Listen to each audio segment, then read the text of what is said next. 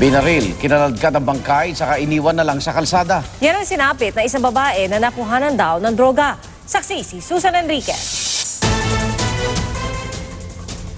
Sa kuhang ito ng CCTV, makikita ang dalawang taong may kinakaladkad habang ang isang tao mistulang nag-flashlight para makita ang daan. Buhat-buhat ng dalawa ang wala ng buhay na katawan ng isang babae at maya-maya pa, ibinagsak nila ito sa isang kanto.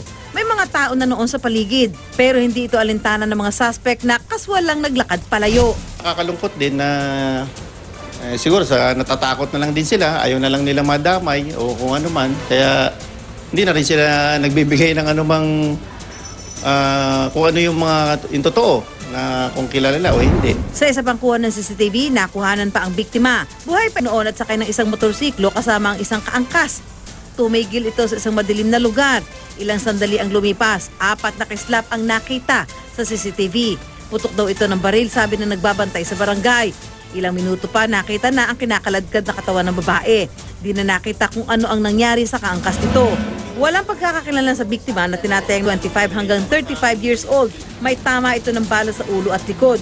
Nakuha sa biktima ang isang sachet ng shabu. Yun ang theory natin na bumili po siya doon. Kilala na rin ng pulis ang suspect pati na ang grupong kinabibilangan nito. Kasama sa areas of concern ng pulisya ang lugar kung saan nakatira ang suspect. Yung sinabi natin na si Mark Montes Isuba. Yung grupo nila ay grupo ito ng Ronald Sunga Brothers na drug personalities dyan, mga pusher. Ako, si Susan Enriquez, ang inyong saksi.